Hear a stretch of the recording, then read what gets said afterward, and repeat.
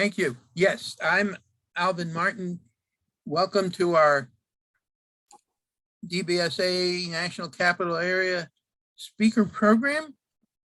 I have the honor of presenting the opening slides and introducing our speaker. I hope everyone who tried to get on has managed to get back on. I'm not sure what happened, that the meetings got stopped and then restarted. So DBSA, you see on the slide, provides support, education, advocacy, people with mood disorders. Tonight we have a speaker program. It is being recorded. Please note that. If you don't want to be seen on the Zoom screen, turn off your camera, rename yourself. If you need assistance, you can send a message to the host in the chat box. Participants have all been muted. We will take questions to ask at the end, and you can submit them via the chat box. And at the conclusion of the talk, we'll try to get to as many as possible. We now have 2 or 3 different in-person meetings, as well as a variety of virtual groups. 2 of them are generally on Thursday evening. Well, only one is occurring right at the moment. The DC one, the Action Hill one, will resume next month. The Beltsville one has a rotating schedule of virtual and in-person. It has a hybrid structure. Also, I want to call attention to our family support group. It meets each Wednesday, no, not each Wednesday, the first and third Wednesday of each month at 7:30. It meets virtually. Find it on our website, dbsanca.org, and we want to make people more aware of the family group. It's virtual, so people from out of town who are family in this area can take part in it. We want to highlight it. Thank you. Go ahead. The next slide. We have a Facebook page. Facebook DBSA NCA. Please give us your likes. We are a tax-exempt 501c3 organization. Contributions are welcome. And again, on our webpage, DBSA NCA, you can find a link for contributions. You can also find a newsletter link. We have a weekly newsletter that lists all of our groups and other program speakers. Please go and click it, and you can give your email and get the thing each week, or you can see the weekly email at this link. Again, this is the full list of meetings as they exist at the moment. I'm not going to go through the details. I'll again call attention. Wednesday, 1st and 3rd is the family and friends group that we're trying to make people more aware of. Thank you. Okay, now I have the honor of introducing our speaker this evening. He is Dr. Keming Gao, MD, PhD. He is director of the Mood Disorders Program at the University Hospital Cleveland Medical Center. I think that's part of Case Western Reserve University. He's medical director for electroconvulsive therapy there. He's director of the Mood Disorders Program. He's director of the ketamine infusion for a depression clinic at the Cleveland Medical Center. Director of the repetitive transcranial magnetic stimulation clinic medical center. He is professor at the Case Western Reserve University School of Medicine. And I may note he recently, or the last year or so, gave a talk to the Washington part of the Psychiatric Society. At least Dr. Keming, Dr. Gao was called to my attention by our medical advisor who spoke to us recently, Dr. Frederick Jacobson, and suggested that this would be a very good talk for us to have. So with that, let me turn the program over again, put questions in chat for the end. Dr. Gao. Okay, thank you for the introduction, and I'm going to share my slide.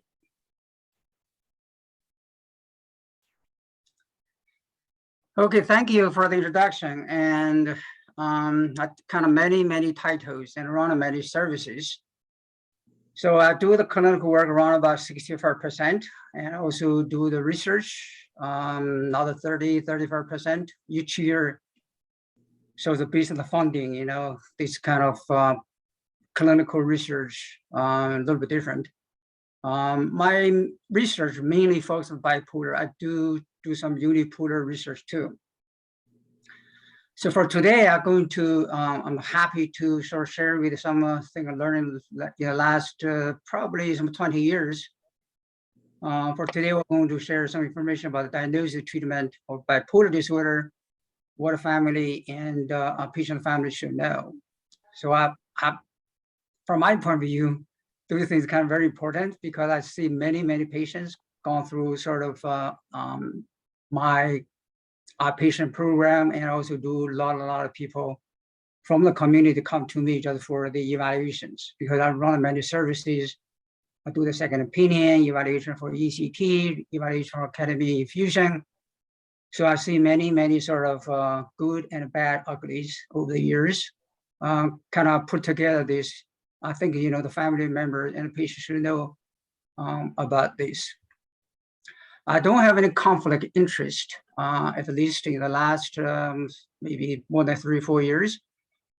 Definitely, there are some discussions of label use for bipolar.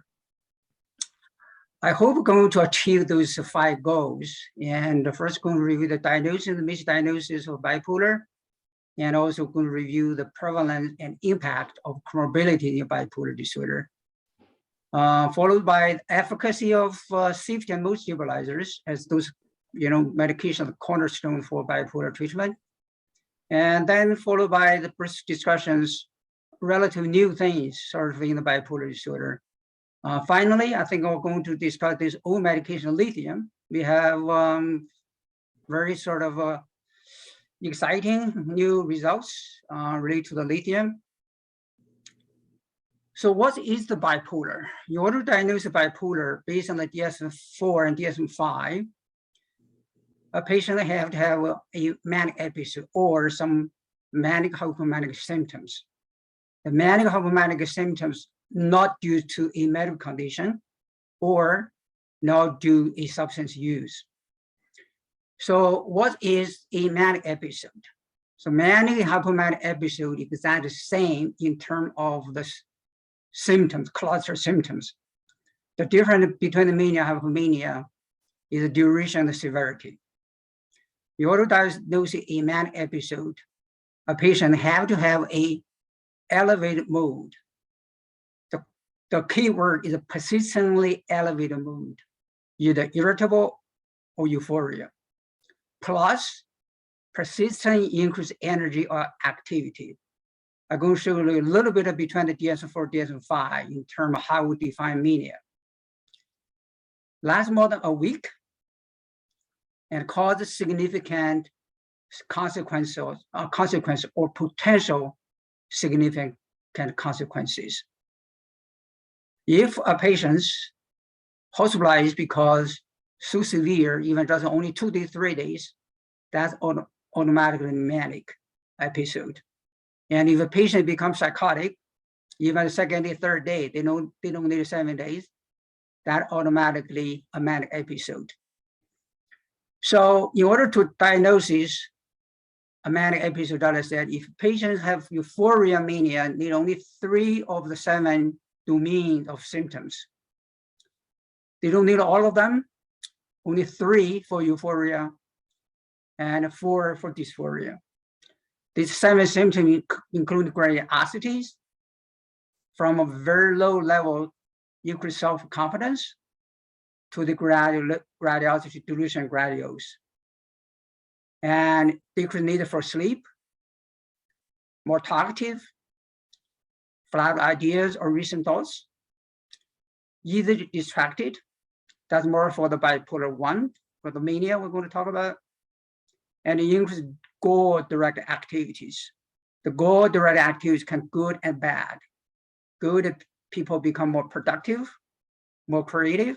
The bad, basically, can engage in some kind of criminal, risky sort of behavior. And the last part is also the very important differential meaning for mania is per judgment. Is judgment impaired causing significant consequences or potential significant consequences?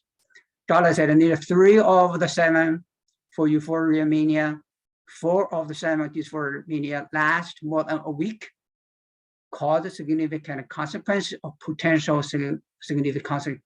That's the manic episode. You have 1 manic episode, that's going to diagnose as bipolar 1. Don't need a second episode, don't need a depressive episode. Unfortunately, most people with a bipolar 1, probably 95% of people with a bipolar 1 disorder, they're going to have a manic episode. So what is a hypomanic episode? Mine is kind of similar as the manic episode, only different duration. Only need last 4 days, less than 7 days, or last 7 days, but doesn't cause significant consequences. So kind of a little bit judgmental. What's significant consequence? A little bit judgmental. Same thing, if euphoria need 3 of the 7, euphoria need 4 of the 7. You have 1 hypomanic episode plus a depressive episode, that's bipolar 2. If they don't have a manic episode, hypomanic episode, but they have hypomanic symptoms, last 2 to 3 days, or they don't have all the 3 of the 7 or 4 of the 7, used to, we call it bipolar not otherwise specified. So the DSM-5 now, you can give a name it.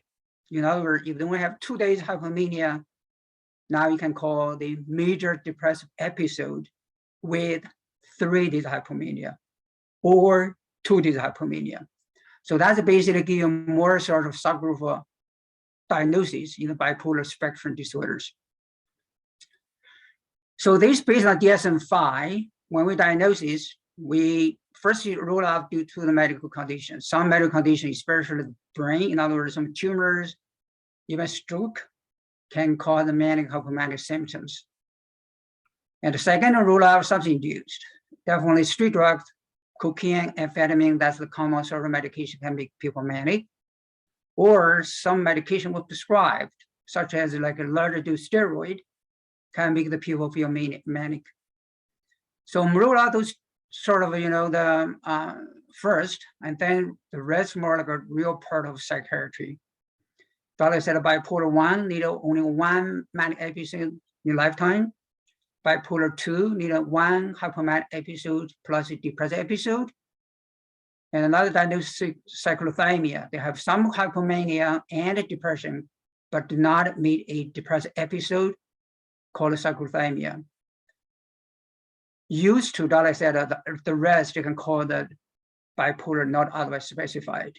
In DSM-5, Dolly said you have 2 to 3 days, you can give name on it.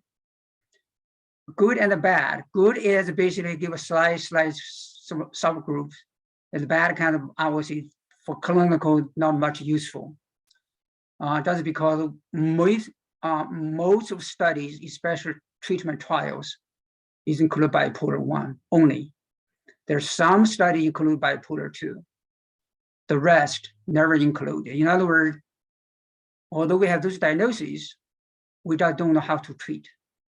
So we basically borrow the medication developed by bipolar 1, bipolar 2, and apply it to sort of other people with bipolar diagnosis. So going to show you the difference between the bipolar 1 and bipolar 2, because that's, if some people diagnosed with bipolar 2013 before, so some may not meet the criteria for bipolar anymore. So in the DSM-4, basically that is called a mixed state or mixed episode.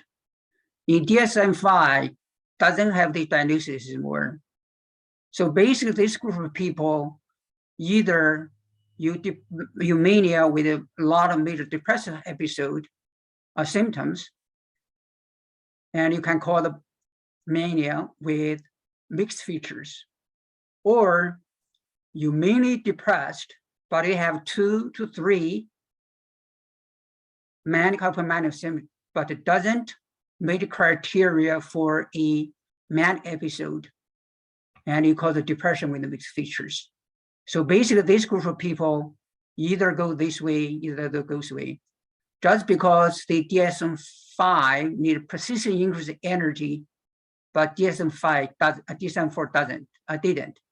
So in other words, some people diagnosed with the DSM-4 diagnosis bipolar may not meet the criteria for DSM-5 bipolar anymore. That's because DSM-4 didn't need a persistent increase energy, but DSM-5 does. So that's kind of a little bit a difference when we talk about the bipolar diagnosis. So bipolar disorder is lifelong; they never change. Unfortunately, over the course, and the people they change even by the doctors. This morning, this afternoon, I saw a consult, and she said I was diagnosed with bipolar when I was young, and suddenly the doctor said I don't have bipolar anymore. So bipolar diagnosis is never changed. You have bipolar is bipolar. You don't have bipolar, sometimes the misdiagnosis is a unipolar depression we're going to talk about. Basically, you can say 20-something years ago is NDMA. I think now that old days is the same as the DBSA now. They changed the name probably 5-6 years ago. So they served the member 99. Basically, only 20% of people said they correct diagnosed the first time they met a professional, health professional, including psychiatrist. 80% of people, they have misdiagnosed at least once. Some people wait for 10 years, and they see a psychiatrist finally, they say, oh, you have bipolar. You can 5-6 years later, still serve the same member. This number hasn't changed much. So the problem is persistent in terms of misdiagnosis. And later, they survey large populations. You can see more than 85,000 people surveyed, use the questionnaire. Based on the questionnaire, they think might have bipolar, about 30%. If these 37% of the people, 80% of them never have diagnosed bipolar, only 20% diagnosed bipolar. And this one is in a medicine clinic in New York. They use a kind of MD2. I'm not sure familiar with this questionnaire. Based on the questionnaire, 10% of people suggest those people have bipolar disorder, but you can see only about 8% of people have correct diagnosis. And most people without diagnosis are diagnosed with depression. Same thing in the family medicine clinic. That was done in Tennessee years ago. Dr. Manning, and he is a primary care physician, interested in bipolar. And they basically re-diagnoses all the patients in the clinic, not himself, and find an 80% large group of people with depression actually have bipolar disorders. So why commonly misdiagnosed bipolar? There are kind of always two sides. One is the patient factor. Over the years, I saw people, they don't report many hypomanic symptoms. And some people say, I'm not that high, I'm not that crazy. And unwilling to accept diagnosis bipolar due to the stigma. I have a patient told me, Dr. Gao, you can tell me I have depression, don't put on my record, I'm a bipolar. So that kind of thing is basically patients not truthful, and when they do that, when they can see the provider. Definitely for physician factors and the inadequate knowledge about the bipolar. Some people, they still think, the bipolar is only bipolar 1. And actually, they neglect or kind of minimize the bipolar 2. And some people don't know, ask, what's the manic hypomanic symptom? They don't remember the diagnosis. As you know, a lot of people after graduate from residency, they rarely read a book systematically, really read it updated, the diagnosis criteria. And more important, no time for extensive diagnosis interview. All my new patients, I spend 1.5 hours to get all the diagnoses. I'm going to show you why that's important. Unfortunately, most people probably only spend 45 minutes to 60 minutes, because as you know, the reimbursement is the same, regardless if you spend 45 minutes, an hour, or 9.5, or 2 hours for a diagnosis is a diagnosis. So the reimbursement is the same. Another important factors is the symptoms. So regarding bipolar 1, bipolar 2, most people spend depression when they're symptomatic. That's bipolar 1 by 4 times in depression. The bipolar 2 is 40 times compared to hypomania. That's because the people come to see providers, is especially see the provider, primary care physicians, they're depressed. They don't ask mania, hypomania, they just give you antidepressant. That's very, very important. Just tell people lifetime symptoms. You can see the misdiagnosis is unipolar depression. The presentations bipolar depression and unipolar depression exactly the same. The only the previous history whether mania, hypomania differentiate bipolar depression from unipolar depression. And you can see the second most is anxiety disorders, and followed by schizophrenia, cluster B more like borderline, and then the drug alcohol. So that's kind of most common diagnosis bipolar disorder. You can see that this very kind of the misdiagnosis is very common and persistent. This study from Italy, they just published last year. So you can see they see a lot of patients. These they have different sort of clinic outpatients. It's almost 4,500 patients. At least 1 year, at least 10 visits. Basically, look at the people when they diagnose bipolar.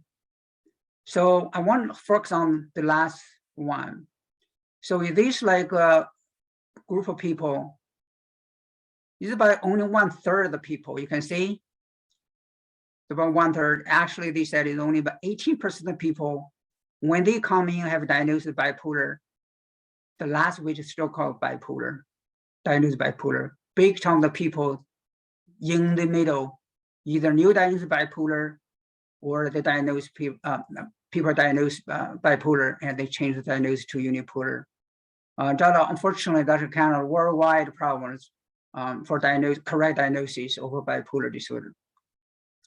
And what happened, you have misdiagnosed, you either no treatment or improper treatment, and you don't have improper treatment with, you don't have initial sort of use mood stabilizers, so more likely going to either become manic, switch to mania, have mania with antidepressant, or you not respond.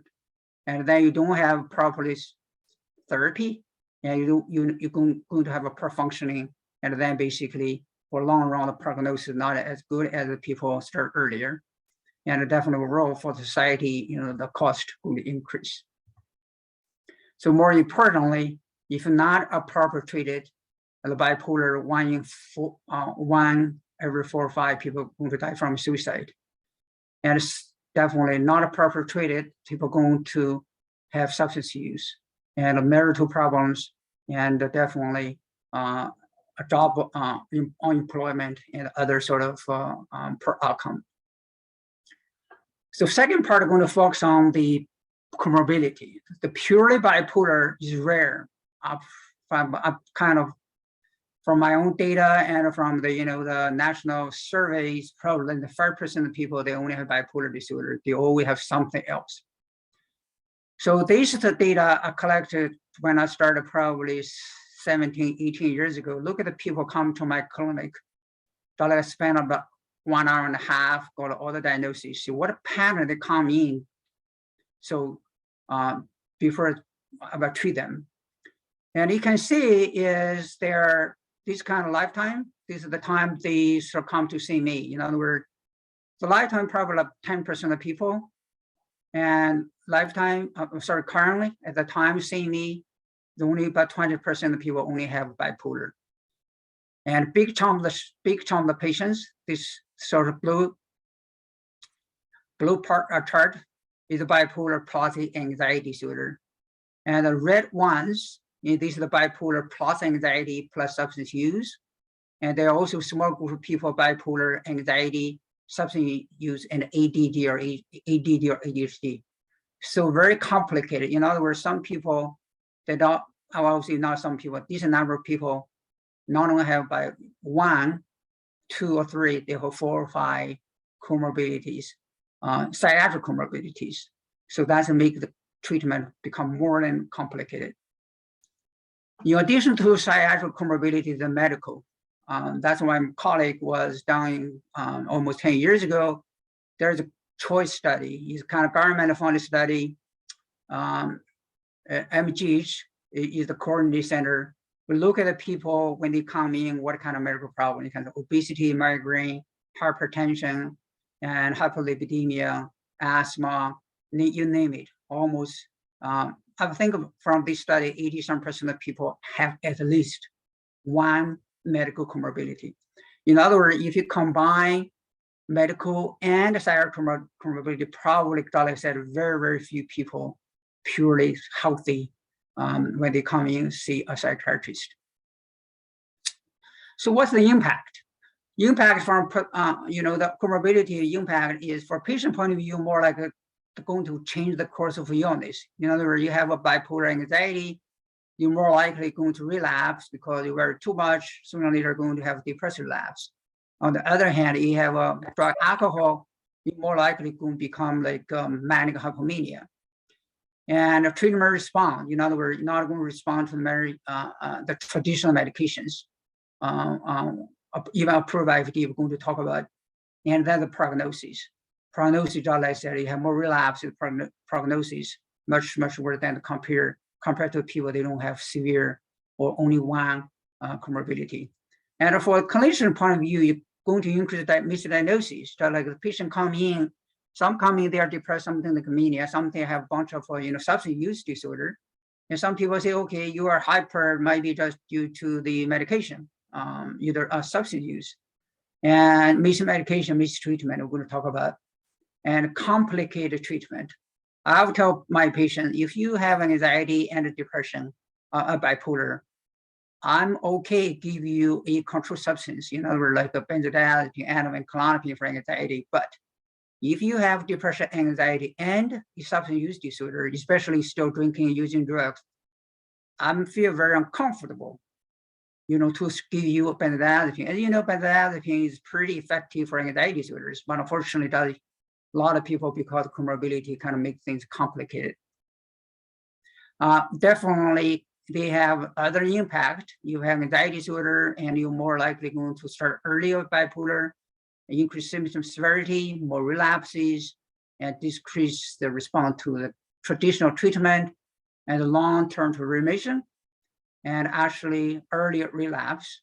That's already done years ago, and also high incidence for substance use, and a higher risk for suicide and misdiagnosis, and more likely have side effects of anxiety disorder. So I have a patient sometimes spend an hour and hours try to educate them.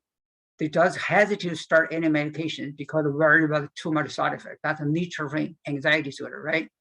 Especially general anxiety disorder, you worry about everything else. Before they start a medication, they look online, say, oh yeah, there are a lot of side effects, I don't want to do it. So that kind of, the comorbidity is not helpful. And definitely comorbid anxiety can affect patients' life, quality of life. That we collect data like almost 20 years ago that we published a couple of years ago. You have anxiety disorder and your quality of life going to severely impact. More like the mild, not that bad. So you see the red ones. The red one is basically, the greenish.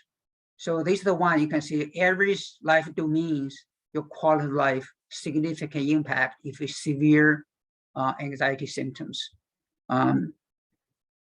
Same thing as you have a drug alcohol problem, going to affect the onset of major depression and mania, and have more symptom severities and more suicide attempt, and like more medical comorbidities if you use drugs, and more likely divorce or never married. That's kind of the impact, and also more likely have legal complications. We did a study years ago, look at the people and in jail, a lot of people arrested.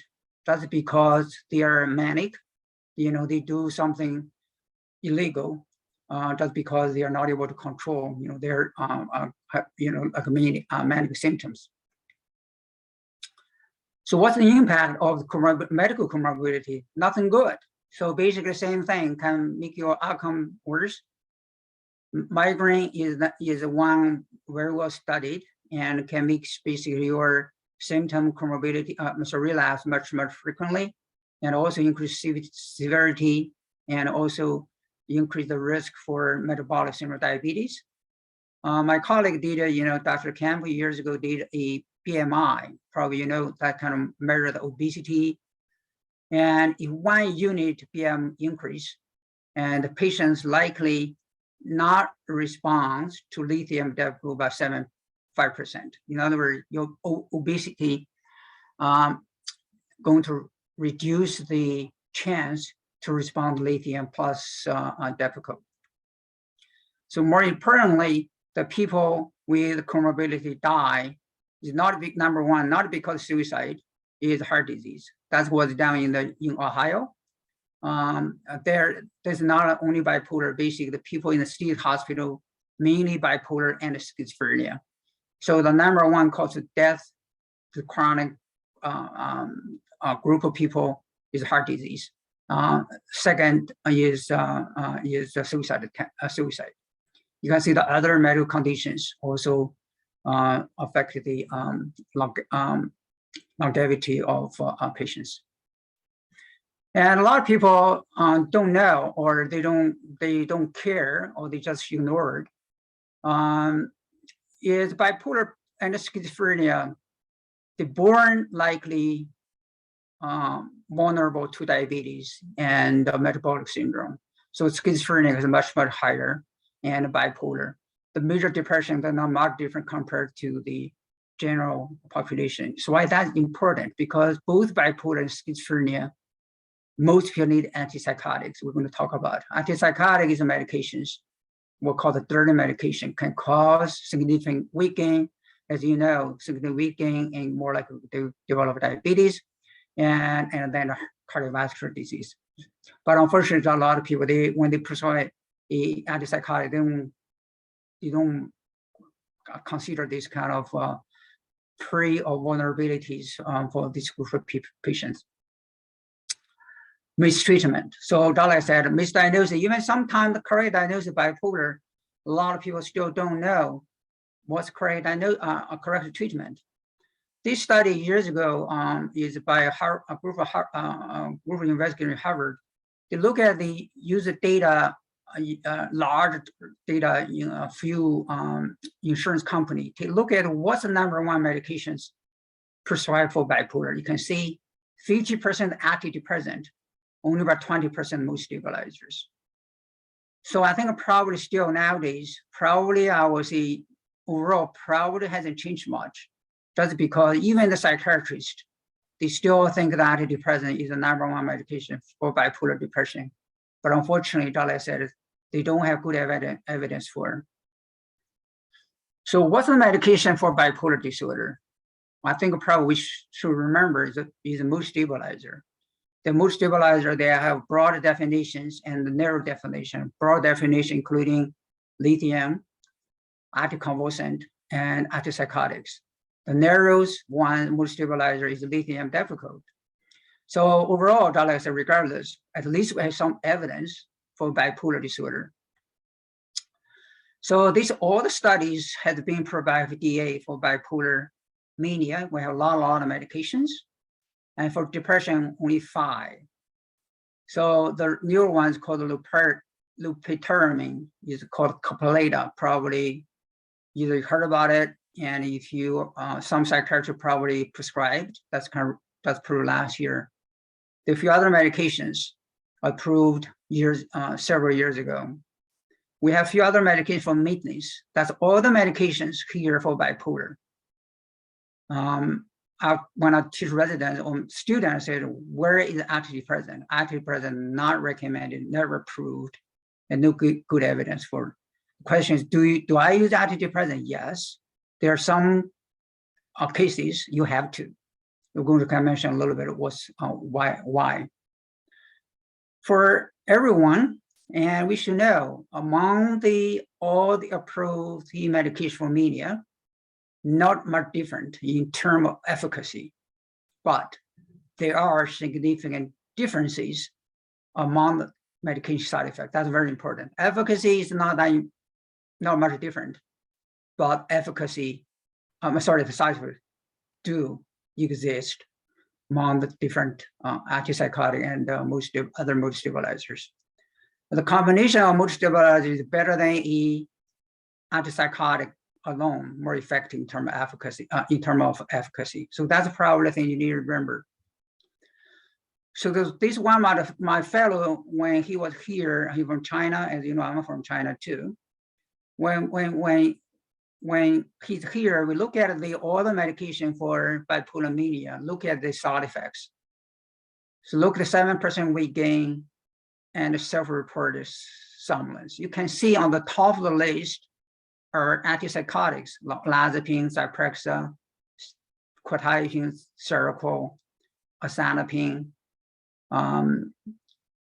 and ziprasidone, risperidone, and the lithium, is not on the top. But you can see the number of treated, these kind of numbers, clinically meaningless in terms of lithium called weight gain short term.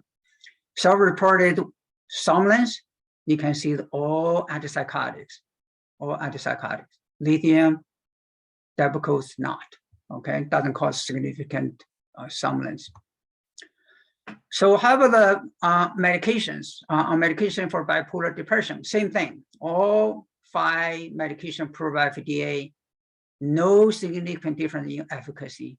There are significant differences in side effects, same thing. So my fellow basically look at all the data we have, look at the 7% weight gain, and you can see on the top of the list still olanzapine combined Prozac, fluoxetine, quetiapine, Seroquel, lorazepam, and you can see the lorazepam, Latuda, the number is pretty high. So in other words, you can lithium very bottom, even have not significant placebo actually cause more weight gain. And same thing as somnolence. All the medication cause significant somnolence are antipsychotics. Okay. So you said, how about the, before we move on the maintenance, we take a look at the medication, other medication for bipolar depression. Lamotrigine, Lamictal, never approved by FDA for bipolar depression, but still effective, doesn't cause significant weight gain. If we say, okay, in bipolar now, what medication doesn't cause weight gain? Probably that's the only medication for now, but does have rare severe side effects, Stevens-Down syndrome. So for these side effects, a lot of people are scared, even physicians and patients scared to take this medication.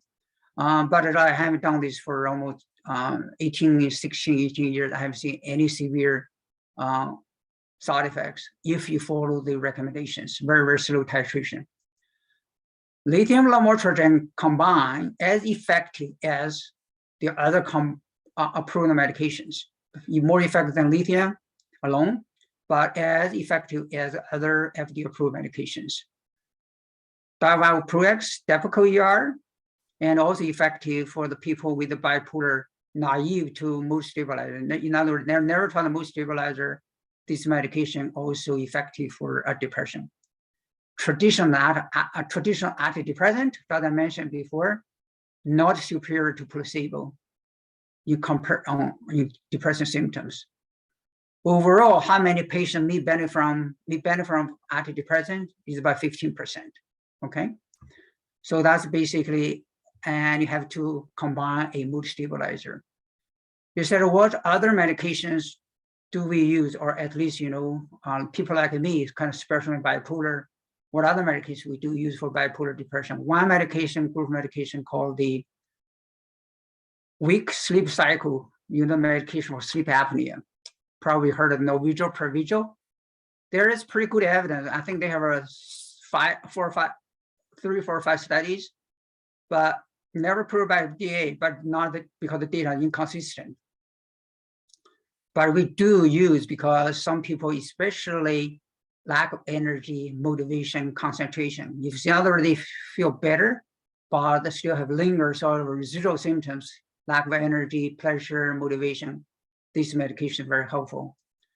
There is a small study called Pramipexole. That's a medication for Parkinson's disease. There are small studies suggest may help the people not respond to traditional medication, traditional mood stabilizer. Omega fatty 3, don't count on it. I told my patient, you have money, you want to take omega fatty 3, do it. If you don't money, don't bother. We do use synthroid thyroid hormones, and for the people not respond to mood stabilizer alone or even combinations.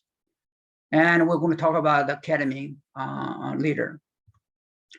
So this is a study done years ago by the Stanley Bipolar Network, and the Dr. Post, in NIH probably, Bob Post, and their group of people, look at how many patients really benefit from antidepressant. You can see from the top is about 1,000 patients, and half of them receive the antidepressant with the mood stabilizer, either lithium or Depakote. So after about larger than 6 days, some people even up to 6 months, you can say that only 84 patients reach remission. So in other words, roughly is about 15%. So that's why the antidepressant, sometimes we do have to use it, but don't count on very soon ever going to benefit. So the question is whether the medication going to antidepressant should be reduced, or discontinued, or just continue. I think this thing is still debatable. In other words, some people say yes, some say no. This study suggests no. If patient doing well on the medication, regardless of which one, just keep doing it. That's basically keep on the medication, actually much more stable for a longer period. If you discontinue the red line and relapse much quicker. So because of, from my point of view, because there's some data support continued medication, you said, okay, if the patient become mania, hypomania, that's a different story. You need to kind of discontinue to put a mood stabilizer on. So you said, what happened about maintenance? So the maintenance have goals, basically prevent mania, hypomania, and stable. That's the goal. But unfortunately, some medication only prevent one pole. In other words, only prevent mania relapse, some only prevent depressive relapse. So very importantly, since the long-term treatment need majority of the patients, stuff like the bipolar, unfortunately, is lifelong, need long-term medication. Side effects always should be considered very beginning. But unfortunately, a lot of people, even, I periodically check in, cover the weekend inpatient. And a lot of patients, they start medications, they don't care about the weekend. I think that's a bad strategy. From my point of view, you want to start something for long term. So what we did a couple of years ago, look at what medication prevent what. So far, basically, only quetiapine Seroquel able to prevent relapse to mania or depression equally. Olanzapine more prevent mania relapse than the depressive relapse. Same as lithium, more mania relapse, less depressive relapse. Lamotrigine does the opposite. You can see prevent mania relapse not as good as the depressive relapse. But a few other medications such as aripiprazole, Abilify, risperidone, Risperdal, and you can see the only effective prevent mania relapse doesn't have much effect on the depressive relapse. For the Depakote, because the designs, because of the, as you know, the Depakote is the first medication sort of using relatively modernized sort of methodology. At that time, the people don't know how to do it, I will see, and the result basically is kind of negative. So based on sort of the prevent relapse, and the group of Vieta, this I'm not sure you know his spin. We kind of we are the authors too. Basically, come to the idea. See what ideal mood stabilizer. Ideal mood should be the one. In other words, equally prevent depressive relapse and mania relapse. You can see no medication is ideal. The close one, the quetiapine and the lithium. And you can see the lamotrigine, Latuda, more like for the depression, and Risperdal, Piperidone, this kind of Invega, and Risperdal more for mania, hypomania. And they are a few medications in between. So that's kind of very important from my point of view. When we choose the medications, you try to find the best one. But if you combine, more like combine the sort of one of this medication on the side this medication. So the question is, can you combine a medication with different mechanism going to give you a sort of a balanced prevention? The answer is depends on. So kind of give you this one. So there is aripiprazole plus lamotrigine. As we see before, aripiprazole abilify more effective to prevent manic relapse. Aripiprazole depressive relapse, but it combined them, but actually still only more effective to prevent manic relapse, but not guaranteed. But that, like I said, it's worth to try. You may get a combination, lithium plus lamotrigine. They are very, very effective in terms of long-term prevention depression relapse. So very important. A lot of people probably don't know unless you do the research and read a lot of articles. It's very important to know all the clinical trials of sort of medication approved by FDA, no more than 1/3 of people qualify for their study. Big chunk of the people with bipolar, even unipolar depression too, they're not going to be eligible for their studies. In other words, the medication approved in the real world is not that good. So that gives you some examples is Seroquel, quetiapine. And you can see if you use the pure bipolar, in other words, they have bipolar 1, bipolar 2, no specific comorbidity. They have some anxiety disorder. Some people I know they have general anxiety. But the response not that bad. They call the effect size. Around about 0.5 above, that's called a moderate. If a bipolar patient come in with a lifetime panic disorder or general anxiety disorder, and you can see the efficacy dropped to 0.4. So 0.5 below is called small.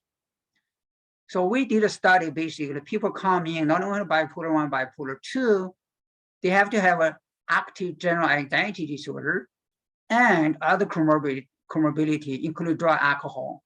And you can see the effect size, the efficacy almost meaningless because it's so small.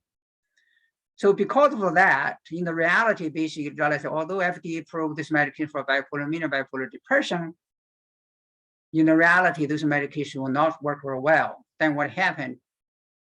You're going to add on different medication, combine 1 or 2 for just stabilize mood. And for other comorbidity, add on different medications. You may end up with 3, 4, 5 medications.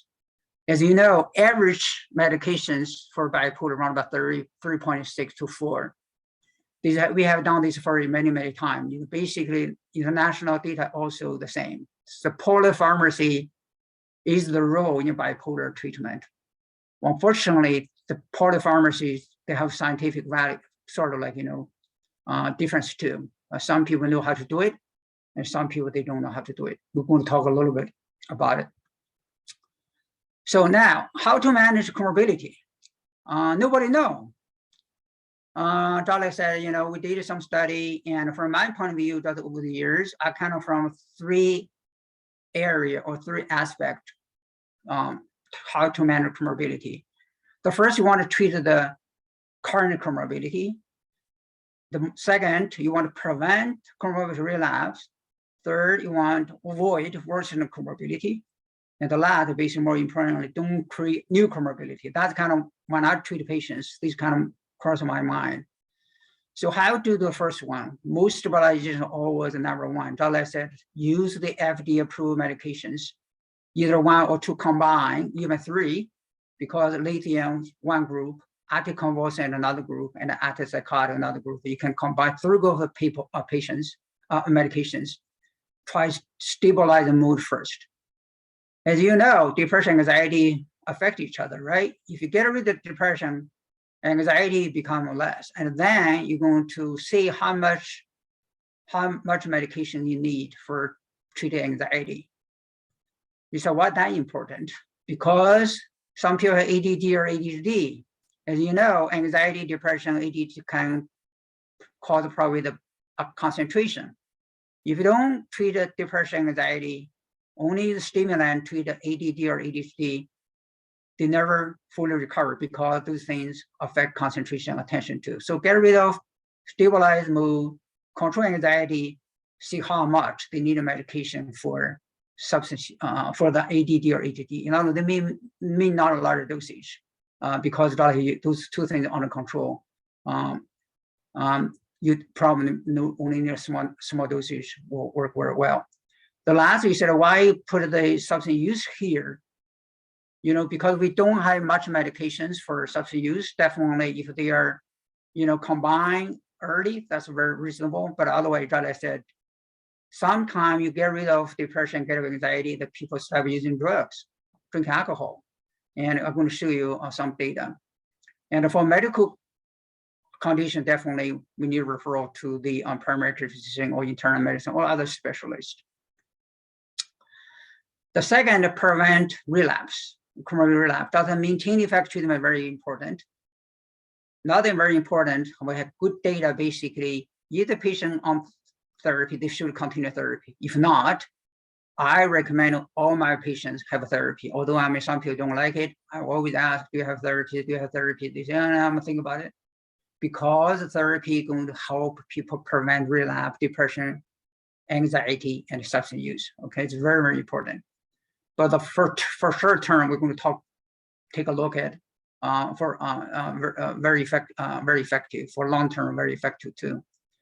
But the third aspect is avoid worsening comorbidity. Dala said too much stimulant can increase anxiety, and the difference too much stimulant can increase worse hypertension, and a medication-induced weight gain can worsen diabetes and the metabolic syndrome. Lithium anticonvulsant and antipsychotic may worsen some neurological conditions.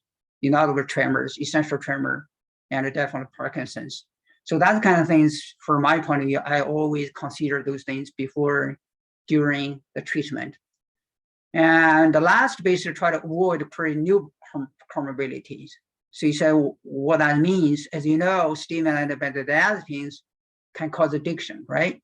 So you don't want to kind of treat anxiety and then you create the addiction or dependence.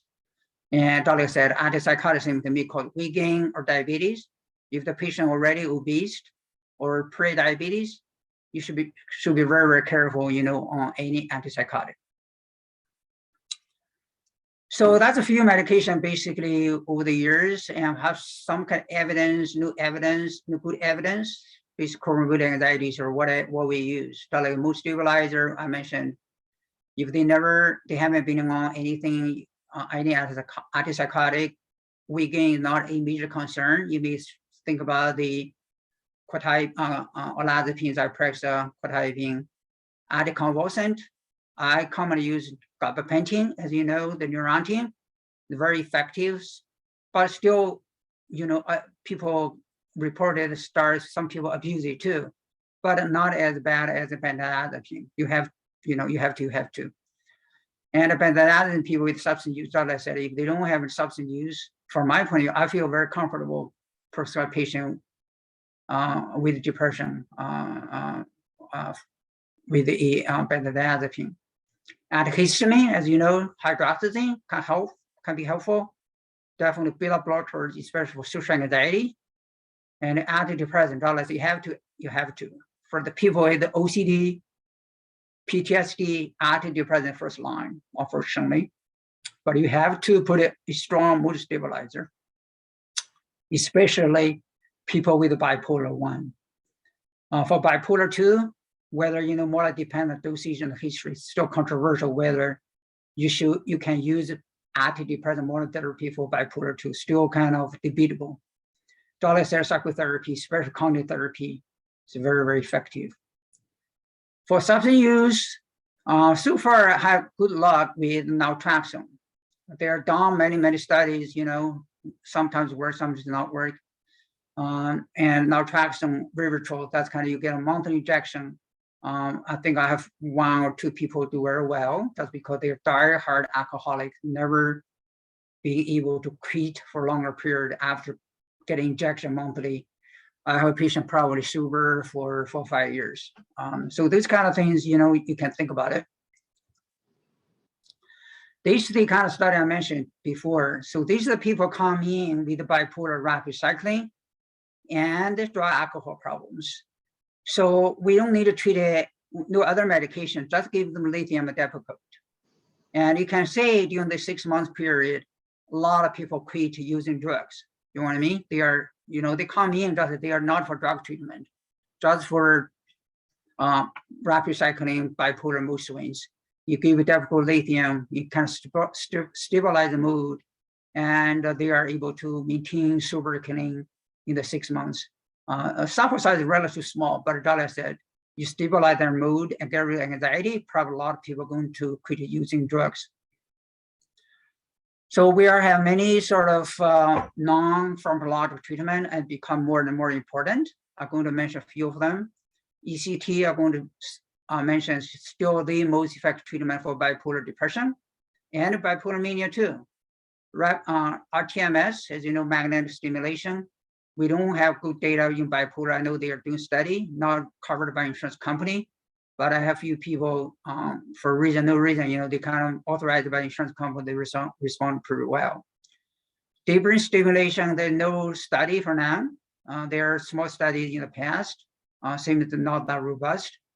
Psychotherapy, there are a few psychotherapy I'm going to mention, especially for bipolar CBT, cognitive therapy, interpersonal therapy, and another one, interpersonal and social rhythmic therapy that's designed specific for bipolar, developed by Pittsburgh group.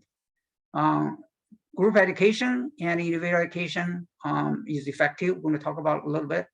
And light therapy for depression. I'm going to show you the new data. And the doctor room for media, that's more for inpatient. In other words, the patient, if you really start a manic, turning off all light in the room, and they'll probably recover much, much faster. They just, you know, go to, you know, Florida, right? And go to Florida, become making more manic. This is evidence basically is therapy, what therapy can do for bipolar disorder. This basically relapse prevention, but like I said, it's very effective, manualized treatment, more like CBT. As you know, you go to the talk therapy, talk to patients every day. You do not have structures, probably not that useful. You probably heard, I don't know, you may have similar experience. You just go to, you have to sort of work hard, learning new ways to coping illness. Manualized, I think more likely is a cognitive therapy. Psychoeducation with guide practice, we only psychoeducation very, very important, especially getting involved the families. As you know, now they have a family therapy. It's very effective to prevent relapse. And a CBT, as I mentioned, and a family and a joint therapy and intersocial therapy also effective for acute depression. But for mania, we don't good evidence for anything because when the patient manic, they don't have the time or they don't have the ability to learn any new coping skills. So the last few slides, and we're going to talk about these side effects overall. So I hope you know, either you learned or heard, or you experienced some side effects going to persist. There, for example, somnolence sedation, you small number, they never get used to it. Question is whether it's manageable or not. If they're manageable, from my point of view, just keep taking it. We have pretty good evidence, old data. In other words, we have acute EPS. In other words, you heard these big words, dystonia, Parkinsonism, akathisia, may predict tardive dyskinesia, but not 100% because we don't have good data for. Very importantly, is short-term weight gain going to predict long weight gain with most antipsychotics. And also very important, no short weight gain cannot predict no long-term weight gain. So we did analysis to basically look at the people drugs, you know, approved by FDA is short-term versus long-term. The example is Purpose or Abilify. If you look at the 3 weeks mania and 8-week depression, Purpose doesn't cause significant weight gain compared to placebo. But if you look at the maintenance study, 6 months, the weight gain, 7% weight gain, no different compared to quetiapine, Seroquel, and olanzapine. So in other words, we have a few new medications. I mentioned the Relar and the Capilleta. These approved. They don't have long-term data yet. I know the drug companies told us, there's no weight gain, no weight gain. But from my point of view, I'm very cautious. Although I know probably better than a lot of people. I'm not jumping on the wagon, to prescribe the medication until I have good data, long-term data. Because as Lou, the old medication, at least we know sort of good, bad, ugly. And the relation between short-term and long-term weight gain is very complex. It's very hard to predict who's going to gain weight, who's going to weight stable. Sometimes more like you have to try and error, see who kind of has a problem with it or not. And I think we also important to know in terms of the differences between the adult and the child adolescent, because a lot of medication, as now are studied and treated for adolescents. So I'm going to only mention the tolerability. In terms of efficacy, they are a little bit different between the adult and the children and adolescents. I think overall, adolescents respond better to antipsychotics than the lithium or Depakote in terms of efficacy. But overall, the side effect tolerability, they have similar tolerability, but child and adolescent more likely higher risk for weight gain for all the mood stabilizers, and it also has higher risk for somnolence, and it also has higher risk for nausea. But they do have a relatively lower risk for akathisia, especially for the antipsychotic. I think that's sort of in terms of safety and tolerability, they are a little bit different between the patients, adult patients with the child adolescents. So the next slide going to show that a few sort of new therapies for bipolar. Some is not studied yet. So this is a kind of old treatment. This is one of my fellow, when he come here, we look at the mania, we look at all over the world. Most study was from China and one study from India. As you know, I look over our last study in the United States, done in the United States was 1994. After that, no studies of EC in mania. So this meta-analysis basically show mania can be effectively treated with ECT. We had a few cases, treatment resistant, but even the rest of the patients, with the regular mania. In other words, if you want to recover quickly, and it's better combine a ECT with a mood stabilizer. So this is sort of the meta-analysis for the TMS in bipolar. The no large study so far, not approved by FDA, but it do show efficacy in bipolar depression. Like I said, we had a few cases. Maybe the insurance company made a mistake, authorized, they respond pretty well. I didn't see any sort of complement switching during the TMS treatment. So the other kind of broad, I have a little bit better data is the ketamine fusion.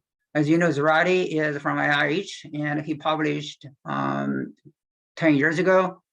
Very small study, I think like only 10 patients each arm, and basically one infusion, the medication, the patient feel pretty good after about a couple hours, and the best experience run about 24 hours, 40 hours. You don't have second dose, they're going to return in a week. So that's kind of the initial. Later on, we have sort of used different sort of number for treatment. This meta-analysis find 6 studies and 1 to 6 trials treatment. The overall basically is ketamine fusion is more effective than the placebo, than the sugar pill. response rate around about 50 to 80%. So we probably have done around about 20 some patients with ketamine infusion. We started 0.5 milligram per kilo. If they're not doing well or not much improvement after 3 or 4, we increase 0.75 milligram per kilo. Some private practice, they can give like 1.5 milligram per kilo because, we work at academic center. Everything we do have to based on evidence. So this kind of data is from Unipolar from Canada. So I think it's kind of similar, I will say, from our experience. So basically, is these about 60 patients. They gave total 6 infusions. So they look at each sort of number of treatment, and you can see this is non-respond at the top. Regardless of how many treatment we give to, they do not going to respond. And with the people respond, you can see gradually getting better and better. I think this one is very important. So the initial data, 10 years ago, they said only 1 infusion, the patient can get like 70–80% response. That's not true, because the study, I think the population, they were probably, I was very mild. For this one, is patient have unipolar depression, fail at least 4 treatment. I will say more close to reality. So you can see after 1 treatment, only about 12–13% of people reach to respond. After second one, very close, another 10%. After third one, 40%. And another fourth one, almost another 10%. In other words, 80% of people, almost 80% of people need at least 4 infusions before you throw out, say, will these things work or not. But definitely you can see small number of people need 6 infusion. I think that's very informative. That we use this paradigm to guide our ketamine infusion. So the question basically is ketamine and as effective as ECT or the ECT more effective than ketamine infusion? The answer is we have this also for unipolar depression. In the States, there are still the study. So this one is from Sweden, inpatient. All the inpatients coming depression, they include bipolar patients. So everybody gets 6 infusions or 12 infusions and 12 ECT treatment. And you can see in terms of the remission rate, ECT 63% and ketamine infusion only 46%. Still significantly different. In other words, I think probably that's close to where we got. The reality, basically 40% of people going to remission with ketamine infusion, and 60%, 65% of people going to remission with the ECT. That kind of over the years, the meta-analysis indicated is pretty, I would say, consistent, around about 64% remission. So this is sort of a light therapy, especially during the winter. And I'm not sure, your psychiatrist or some kind of psychiatrist mentioned.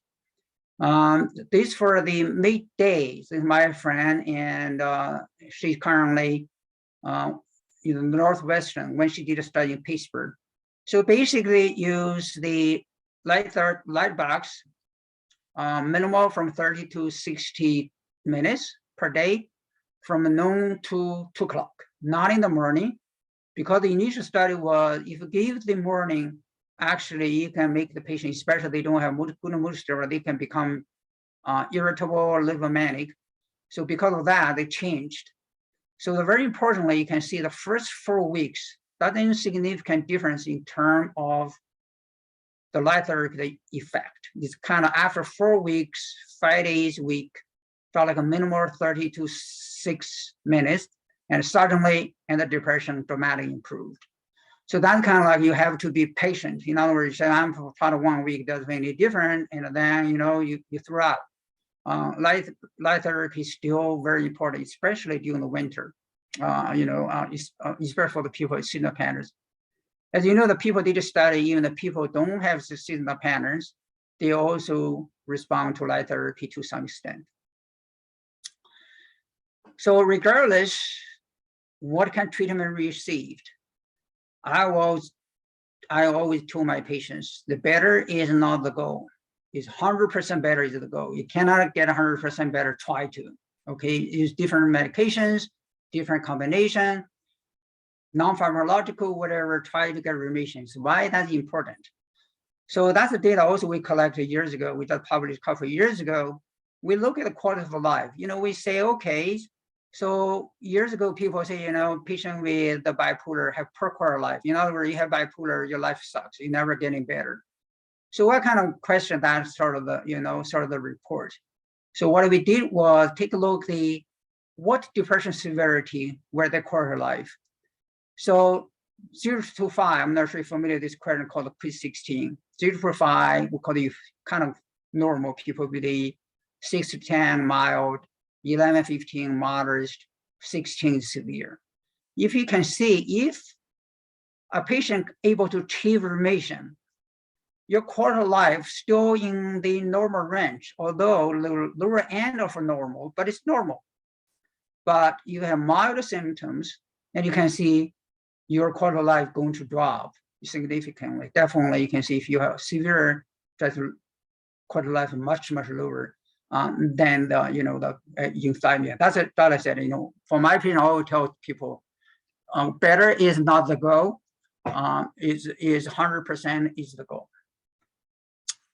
I'm going to show you kind of last few slides because the lithium is an older medication and it's still very useful. I can tell people I'm going to give grand round, from our department, August. The title comes, I'm going to say, basically for the lithium. Lithium not dead yet in bipolar because still a lot of good data supports good things from lithium. So there is a study we done, we participated, and basically nowadays we can take a piece of skin called biopsy, very tiny piece of skin.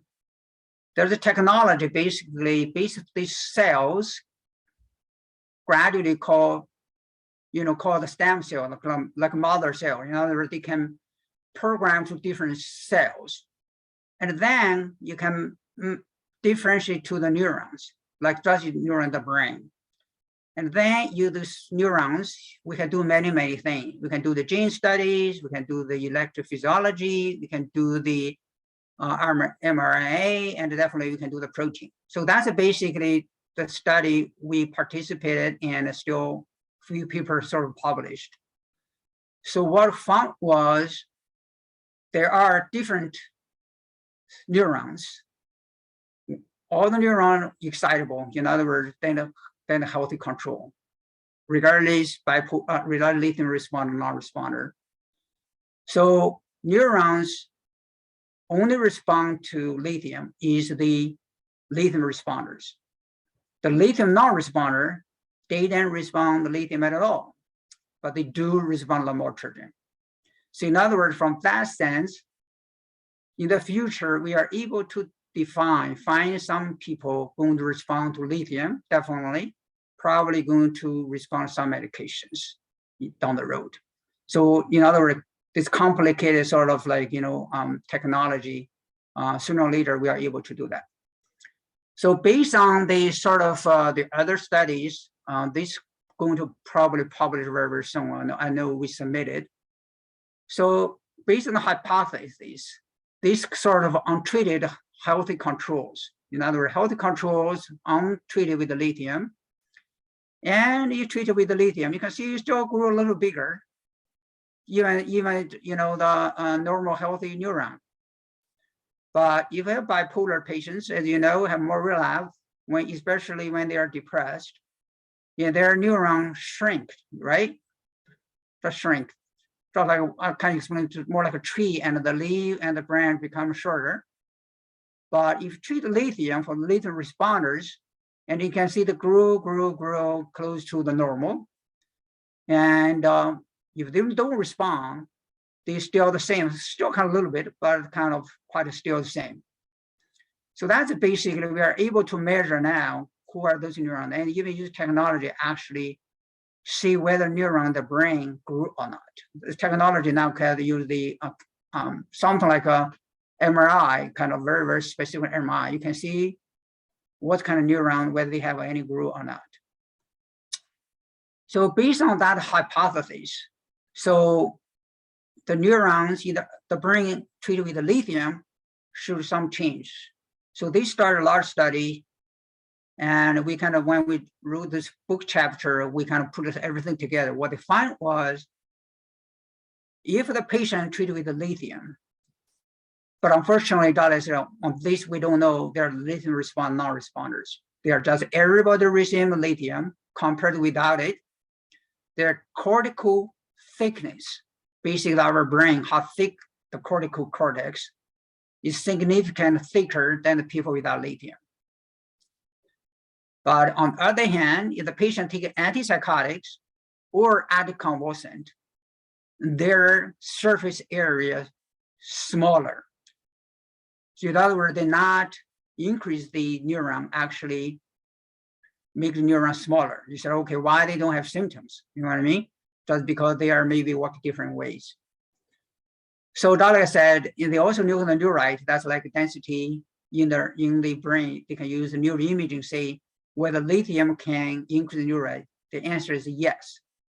The lithium also increases connectivity in the fibers, the wire in the brain, and also lithium can increase some neurotransmitters, chemical in the brain. And more importantly, people do the function studies, lithium can restore the function connectivity. So in other words, there are many data now on fossil lithium, how that works, what's going to change the brain. From my point of view, there's pretty good evidence now, sort of support the animal study years ago. Lithium had the neuroprotective effects. In other words, it can protect your brain damage from depression mania, definitely, because they can reduce the manic episode of depression. So that's the kind of conclusion. So the bipolar is a debilitating lifelong treatable mental illness. Correct diagnosis is the first step for patient's well-being. To avoid misdiagnosis, patient and family should provide the presentation of mood symptoms to mental health professionals as accurate as much as possible. So sometimes I'm not sure, I ask patient, can I talk to somebody who know you well, your friends, family, spouse, whatever. Most people, they will say, okay, I give them a call, ask them how they are observed. That's very, very important. And to avoid misdiagnosis, patient and family should actively participate in the decision-making process. Don't be afraid to ask questions about your diagnosis and your treatment. Don't be afraid to ask a second opinion with an expert in the field. From my point of view, patient is a team leader and decision maker. Family are team members, and the mental health providers are coaches. So that I spent a lot of time to sort of educate my patients, try to, on the same page, regardless of what medication, I prescribe. Very important, if they don't take it, doesn't make any difference. So, kind of have coach them, how to monitor the depression, how to monitor the mania, hypomania, that kind of things. Like said, the patient is the team leader and make decisions. So that's very important. I think that's it.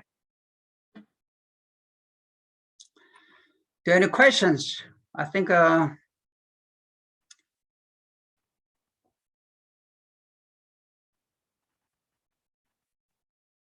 Thank you, Dr. Gao. We really appreciate that. And that was a very informative program. I did not see any questions in the chat box, so I'm going to ask if people do have a question, use the raise your hand feature, and I will call on you as you show up on our screen here. So I'm sure there must be some questions after all that, but Jake, I see your hand is raised, so go ahead and unmute yourself and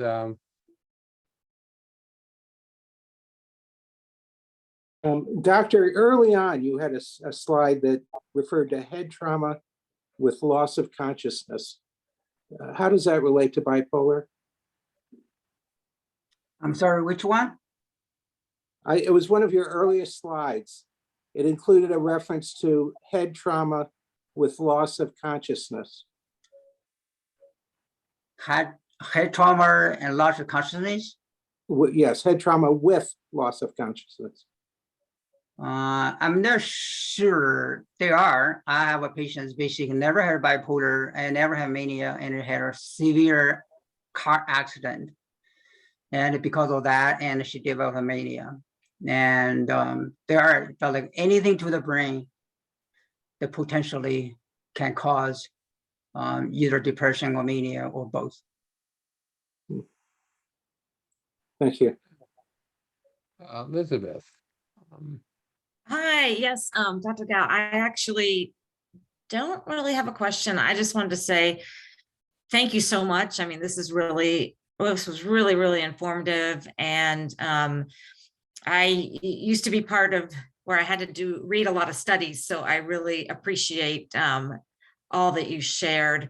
One thing I was thinking about is when you mentioned how important it is to share with the doctor, or you said one of the reasons that people get misdiagnosed or not the right treatment is because the doctors don't have enough time to do a full history. And just from what I know, I feel like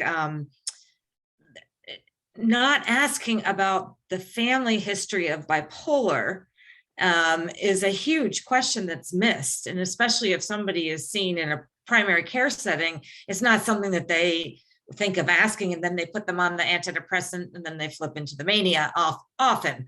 But so I just wanted to make that comment too. Yeah, I think that's very important. Probably if you read a lot of articles and you have one parent and your chance have a bipolar from sort of 5 to 20%, you have two parents and your chance to have a bipolar from sort of 15, 25, even higher.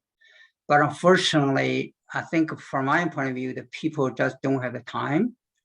If you go to primary care physician, even you go to, I would say, some private practice psychiatrist, they just don't want to know too much about you. Because if they find it out, and they have to figure out how to treat you, right? Much easier say, okay, you have depression. This antidepressant. Instead of that ask you a bunch of questions, dig out the bipolar, you had to put on the sort of different medication, and they had to monitor different side effects. It is sort of like, I would say, more complicated, more cumbersome. I think probably you heard, the people, in the media, and people are acknowledged, even psychiatrists, they just don't have the time to ask, don't afraid to ask questions, because after questions and the patient tell the doctor, they have to spend time with patients. You know what I mean? So that's the problem, unfortunately, the dilemma sort of, you want to help the patient. For me, I have not necessarily tons of time, all my patients 30 seconds for follow-up, 30 minutes for follow-up, and all the initial went on an hour and a half. So I have in down chair, probably read, there's a family, they're treated with Dr. Calabrese, some of you know him, years ago, and he doing well, and they just sort of thanks Dr. Calabrese and thanks, the program and help other family. They set up this chair. I'm the first holder for that. In other words, I can, from my point of view, I'm able to do, even before then. Before then, I do an hour and a half, just because of my research time covered. You know what I mean? Because my salary, can part from the research. You're right. Unfortunately, these simple questions you can ask. Do you have a family who's bipolar? But unfortunately, a lot of people don't educate. Because I teach medical students, I told them, need ask the question. You need rule out bipolar before you give the antidepressant. I hope gradually, step by step, and more sort of physicians, more sort of mindful when they give antidepressant for people with depression. I know there's huge problems, unfortunately. I was going to comment, Dr. Gao, from a policy perspective, we know that most people enter the mental health treatment field through their primary physicians. And we know that, unfortunately, most primary physicians aren't really aren't trained at all in mental health issues. It's a significant issue. I'd be curious to hear you comment on that. And I will also note from a public policy position, one of the things we're beginning to look at is how do we change the billing coding system so that it looks at acuity and severity of the issue.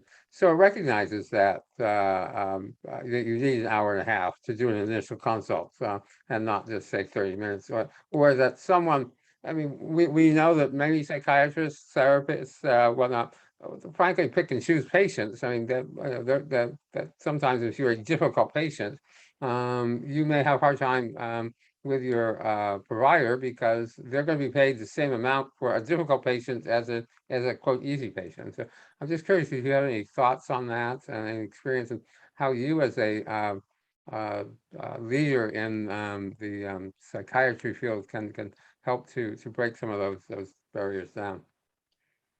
Yeah, I think billing code, I think the change last year actually made better. In other words, you can bill based on the complexity or the time.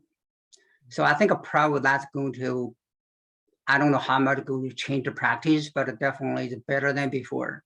In other words, you can spend 15 minutes just for the, more likely you have two more, that's my understanding, you have two more current symptoms, disorders, or you treat. And you can bill like a regular, you might just need 30 minutes. So you are right. Unfortunately, depends on you where you work. If you private practice or group practice, first they don't want to take Medicaid, and sometimes they even don't take Medicare, and sometimes even they don't want the difficult patients, regardless, just because they don't have the time. You know what I mean? And then where this patient goes, and they go to the community medical centers, and then go to the academia. The academia does for us, we cannot, depends on, we can't say pick choose, but most time, at for UH, we years ago, we kind of accept all the Medicaid patients. And our neighbor, as you know, Cleveland Clinic, they only accept 30% of the Medicaid patients. So kind of each hospital, their, I will say, policy, there's, I will say, the moral obligation. You know what I mean? I don't think you can pick and choose. Everybody need help, from my point of view. But unfortunately, as you know, last several years, year or two, the shortage physicians is huge. We are not able to recruit a lot of, you know what I mean? I thought, while our attending left, and I used to only do 1 day ECT because I run other services. Now I have to do 3 days ECT. And then, you know what I mean? I had to research. It's like almost like one person run all the show. I haven't accessed a new patient for 2-3 years just because I don't have time for it. But the only thing that is, good and bad. Good that, I do a thorough assessment because in the hospital, in the program, in the department now, we have a lot of nurse practitioners. From my point of view, some is good, some is not good enough. I would say, from my point of view, probably more productive. I just, do a second opinion or consultation for them, recommend what they need to do. So that's kind of what I'm doing for now. I agree with you. Unfortunately, nobody want to take the complicated patients, but like I said, everybody need help. You know what I mean? I have people that, complicated, but I have also a very easy one. You know what I mean? I have one patient that only have ADHD. I inherited, maybe 5-6 years ago, some people left and give to me. She only come in nowadays you telephone or 5-10 minutes, you give you the vitamins. That's it. You don't need to spend. That's kind of boring too. But you have those complicated patients, kind of make you thinking. I developed this sort of one-stop service. So in other words, around the TMS, I don't ketamine, I need run ECT. Because I tell the patients that when they come in around the diagnosis, say, what do you left? make sure the diagnosis is correct. As you know, some people diagnose, they not respond to treatment because of wrong diagnosis. If they wrong diagnosis, I will tell them this is the most stabilizers you need to try, or you can go to whatever. But unfortunately nowadays, you know, the TMS is not covered by the insurance company for bipolar, and also the NCA ketamine not covered by insurance company, and ketamine infusion most not covered by insurance company either. So if I have bipolar diagnosis, after this medication I mentioned, you want to mean the antipsychotics, lithium, Depakote, lamotrigine, there's nothing left. You know what I mean? What do? Either you pay out a package for ketamine infusion, or you go to ECT. You know, a lot of people fear about the memory loss, right? But, you know, kind of all things, give every people all the options, pro and cons, like I said, coach them, make a better decision. They are the team leader, they have to make the decisions. Yeah, unfortunately, like I said, you know, now we are doing so well. You know, we're community, like so many people refer to us. And just because of shortages in the departments, you guys cannot do like we used to do like 16, 18 patients per day, including ECT, ketamine infusion. They say you guys cannot do that anymore because you're going to lose one nurse, you're going to lose one attending. And if you do that, if one person quit, the ECT service is going to close. So because of that, nowadays we have to refer people out. We feel bad about it. But unfortunately, reality, you know what I mean? We want to help as many as possible, but the reality that, like, you know, it's tough basically in the current environment, shortage. Just like I say, you know, the people in the community is basically as a psychiatrist. I used to work in the lab. In order to be a good psychiatrist, you have to kind of learning, reading, do research, basically help me I have to read, right? I have to read, I have to publish because I know, but otherwise, like, you know, a lot of people, they graduate from the resident program, probably never read another article. They may go to meetings, they may hear, you know, the driver app tell them what the medication, how that work, right? But unfortunately, a lot of things are not captured, so. Well, thank you. I see Alvin has raised his hand, and I'm going to let him wrap us up for the night. So, Alvin? Well, okay, I was going to, first of all, note that one major problem in this area, in the DC area, is psychiatrists who opt out of taking Medicare. It's a big issue for us. Let me ask one perhaps final question on an unrelated subject. We've been hearing a lot in the last year or so about on the subject of the development of blood tests, perhaps with a genetic basis for bipolar. Do you have a view on how big a thing this may become? I would say very, very unlikely. So I'm pretty optimistic person. I kind of pretty sort of pessimistic about this genetic testing. I would say probably more, I would say promising. I didn't, because you know, I have a few more slides I didn't share with you just because it's the time. From my point of view, might be the proteins in the cell. So you said, why is genetics? So probably you read or heard, and we kind of wrote a commentary in the Lancet a couple of years ago.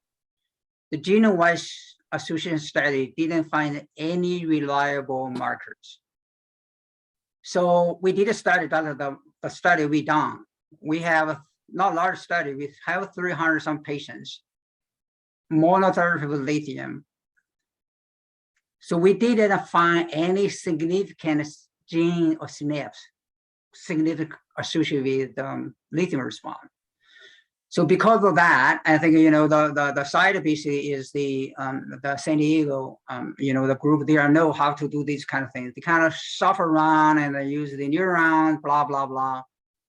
They kind of sort of change the goal. The goal initially is the gene, like to see whether you know any predicts for gene, right? But unfortunately, Dala said so far, very, very skeptical. That's because the gene, as you know, we call it synapse. I'm not sure how much it's called, you know, the block of the genes, you know, each gene have a bunch of synapse. Each synapse only if respond is only the maximum probably no more than 2% of the risk. You think about it. If you find that in whole genome, you can find like, you know, how many you're going to kind of like some that's only 1.5% of the risk, no more than 2% of the risk, even the best we have. So the people basically think the protein is probably more practical because the genes, you have to translate to protein and finally you measure the protein. The genes sometimes doesn't you know what I mean? They can stop somewhere. You have the gene risk, but not going to be functioning, right? So during the process, some gene you think related, but actually didn't do anything. On the other hand, the protein is probably more reliable because the protein is the final product of almost anything. So we did a study basically looking for, you know, there's a technology called the flow cytometry. You can measure like, you know, whatever the many proteins you can measure. We measure the 18 proteins in a single cell. One blood cell, you can measure single 18 proteins. But this small study found 4 proteins in monocytes is significantly different from the healthy control. So from my point of view, gene probably not going to do much in terms of the biomarker, you know what I mean? More likely the proteins, I think are probably more promising down the road. But unfortunately, the technology, you know what I mean, has finally reliable, sensitive technology to help us basically find a significant difference between the bipolar, unipolar, bipolar, and healthy control. That's my kind of, I was biased. I'm not looking, genetic testing probably not a good sort of bet. If you bet anything, I will probably bet on the proteins, you know what I mean, instead of a bet on the genes. So. Okay. Thank you, Dr. Gao. I think we're ready to come to a conclusion unless you had anything final you wanted to say. No, but thank you. You know, yeah, I'm a physician, researcher, and educator. I obligated, you know, teach everyone. You know, I'm happy to share what I know. I know a lot of we don't know. And in the future, you know, if you have anything specific, you know, ask me. See, Dr. Gao, can you give us like a very specific? It's much easier. You give me like one thing specific, right? Instead of take everything, you like you use a piece of it, you know what I mean, kind of probably remember much, so, you know, too many to remember. Yeah, I'm happy that, like I said, you know, if wanted me to do anything in the future, I'm happy to do so. Okay, we'll keep that in mind. I thank you for this detailed presentation. We're recording it, and so it will be available, and there'll be a lot to review in it to think about, and we'll get back to you with any questions that develop. At this point, I'm going to, Eric, is this right? Stop the recording?